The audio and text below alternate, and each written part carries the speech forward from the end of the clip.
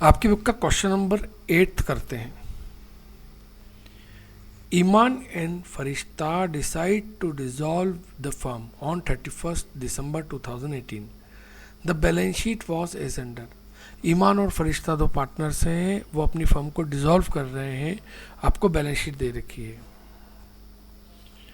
वे पूंजी के अनुपात में लाभ विभाजन करते हैं, मतलब उनका प्रॉफिट शेयरिंग रेशियो कैपिटल का रेशियो में। अब ये क्या बात होती है, तो आप देखो कैपिटल उनकी कितनी है, 80,000 और 40,000 है। यदि कैपिटल के रेशियो में प्रॉफिट शेयर करते हैं तो मैं 80,000 और 40,000 को यदि काट दूं तो मैं इसको बोल सकता हूँ 2:1 के रेशियो में प्रॉफिट शेयर करते हैं। ईमान 2 और फरिश्ता 1।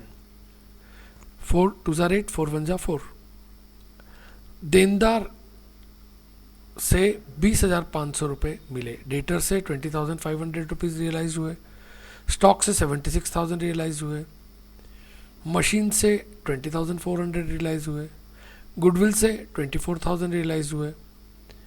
क्रेडिटर को 2.5% कम पे पेमेंट किया, मतलब डिस्काउंट दिया, और डिजोल्यूशन एक्सपेंसेस 1,500 है।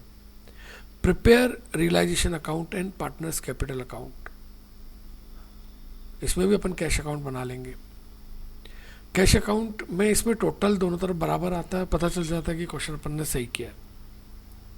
सबसे पहले सारी एसेट्स को डेबिट में लिखा, कितने कितने मिले थे बाय कैश कर उनको क्रेडिट में लिख दिया, उसका टोटल बाहर लिख दिया 1,40,900। इन सब का टोटल। फिर लायबिलिटी लिखी, तो लायबिलिटी में क्रेडिटर दिए हुए हैं 24,000 जैसे बुक में दिए थे, उनको हमको पेमेंट करना है 23,400। ये देखिए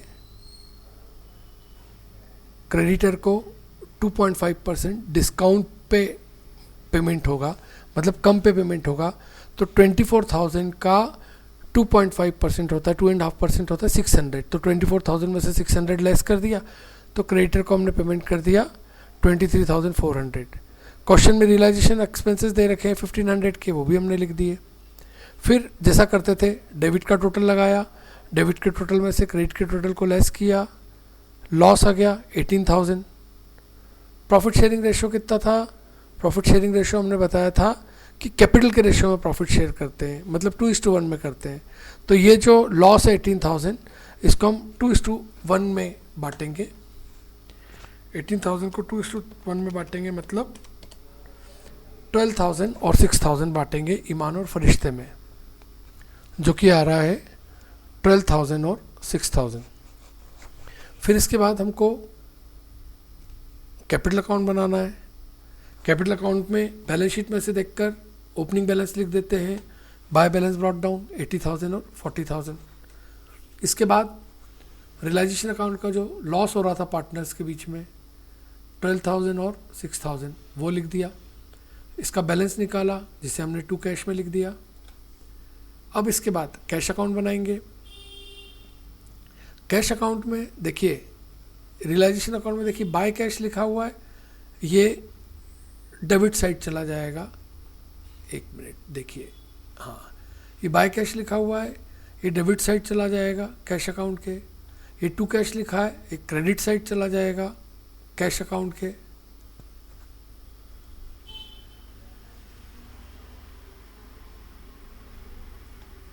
जो कि 24,900 है,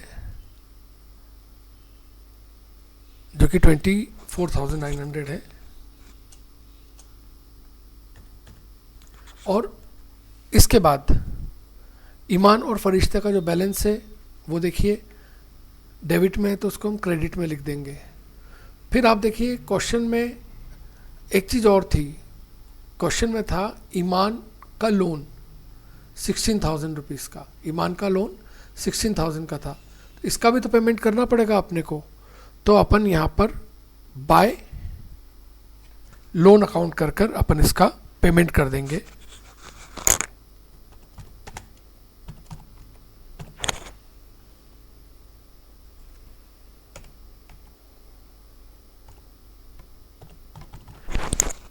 और इस प्रकार से आपका टोटल दोनों तरफ का बराबर आ जाएगा 1,42,900, 1,42,900।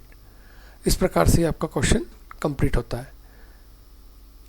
नेक्स्ट क्वेश्चन है, ABC पार्टनर्स हैं जो 3:2:1 के रेशियो में प्रॉफिट शेयर करते हैं। उनकी बैलेंस शीट आपको दे रखा है।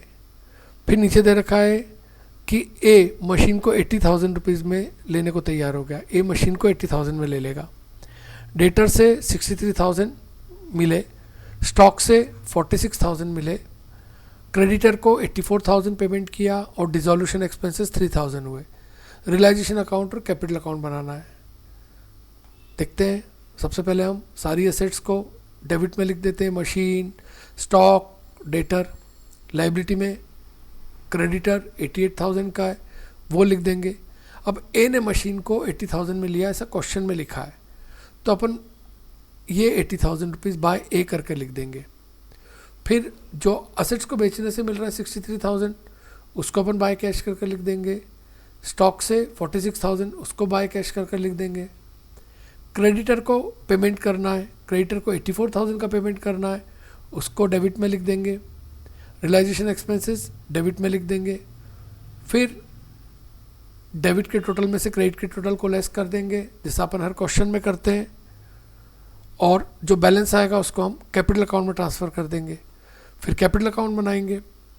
कैपिटल अकाउंट में पार्टनर्स का ओपनिंग बैलेंस लिखेंगे कैपिटल अकाउंट में से देखकर। रियलाइजेशन अकाउंट कर यहाँ मैंने टू रियलाइजेशन कर ए का लिखा है। ये क्या चीज़ है, क्योंकि अपन ने यहाँ आप देखिए यहाँ बाय ए कर अपन ने शो किया है, जो ए ने असेट्स ली थी उसको, तो अपन ने बाय टू रियलाइजेशन कर इसको यहाँ ट्रांसफ़र किया है। रियलाइजेशन अकाउंट का जो प्रॉफिट था, लॉस था, उसको हमने तीनों पार्टनर्स को बांट दिया है। अब इसके बाद यहाँ थोड़ी सी बैलेंस में गड़बड़ होती है। अब देखिए यहाँ क्रेडिट का टोटल ज़्यादा है सी का, और डेबिट का तो 80,000 है, तो बचा हुआ 64,000 आपने टू कैश कर लिख दिया। जबकि बी और ए का यदि अपन देखते हैं तो ए का टोटल यहाँ डेबिट साइड का ज़्यादा है, 1,04,000 है, उसमें से 1 लाख लेस कर दिया, 4,000 रुपीज़ बाय कैश कर बैलेंसिंग फिगर लिखी। ऐसे बी का यहाँ 16,000 है, 16 में से 10 गया तो 6,000 रुपीज़ बाय कैश कर लिखा। अब इसके बाद कैश अकाउंट बना लेंगे। तो कैश अकाउंट कैसे बनाते हैं, रियलाइजेशन अकाउंट में जो टू कैश कर लिखा था वो यहाँ बाय रियलाइजेशन कर आ जाएगा। टू बैंक, बैंक से पैसे निकाल लिए 32,000, जो बैलेंस शीट में लिखा है वो लिख दिया हमने 32,000। रियलाइजेशन में बाय कैश कर जो लिखा था उसको हमने टू रियलाइजेशन कर लिख दिया।